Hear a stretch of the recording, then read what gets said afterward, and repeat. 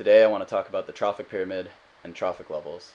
Now, the trophic pyramid is just a visual used to describe the amount of animals in an ecosystem. It can also be a biomass pyramid, which describes how much mass of each level in the food web or the food chain is present in an ecosystem. Now, the reason that there are more carnivores there are more herbivores than carnivores, and there are a lot more producers than there are consumers, is because of the second law of thermodynamics. The second law of thermodynamics explains that energy can be transferred, but a lot of it is lost in heat.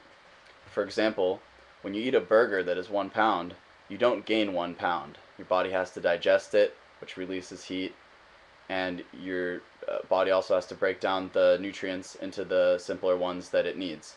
That also loses heat. So if you ate a burger, you would gain about 0.1 pounds from that 1 pound burger.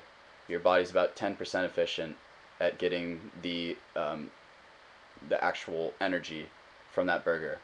Now, this is brought up a lot because of a common meat eater's argument against a vegetarian or a vegan, saying that, well, if I eat meat and you eat plants and we eat the same amount, then I'm wasting just as much as you are, and you're wasting just as much as I am. And that's not really true. Now, I'm going to try and use this example of an ocean and the environment in there to kind of describe what is there. As you guys know, sharks eat seals or large fish, and big fish eat small fish, and small fish eat zooplankton. Zooplankton could be like krill or fish eggs, little things that bob on the top. And zooplankton, if they're not fish eggs, because fish eggs don't eat things, eat phytoplankton. Now, there is about, in this given area, 1 million tons of phytoplankton. This is just an example. Now, in that million tons of phytoplankton, there's going to be 100,000 tons of zooplankton, because zooplankton can only gain about 10% of the energy from eating phytoplankton, and therefore take on about 10% of the weight. Now, with that 100,000 tons of zooplankton, there will be about 10,000 tons of small fish. Now, with that 10,000 tons of small fish, there will be about 1,000 tons of larger fish. In this example, seals eat larger fish. So there will be 100 tons of seals. Now, what eats seals? Sharks. There will be 10 tons of shark. Shark is at the top of the food pyramid in this example. And notice there's only 10 tons of shark to the million tons of phytoplankton. Now that's a good example of a trophic level. If you're on a higher trophic level, you eat things that eat things. If you're on a lower trophic level, you eat things that make their own energy. And if you're at the bottom of that trophic level, you are the thing that makes its own energy. And the amount of you that can exist is solely based off of how much energy that you can get, primarily from like the sun. Okay, so here's a little visual. Let's see if you can see it.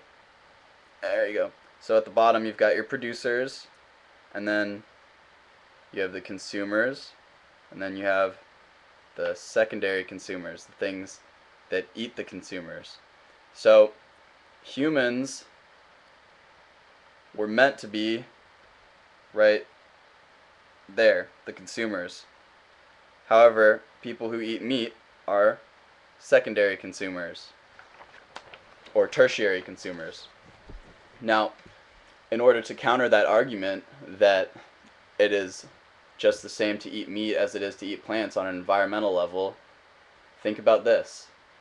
If you eat a cow, or a pound of cow, that cow had to eat 10 pounds of grass in order to get that pound that you just ate.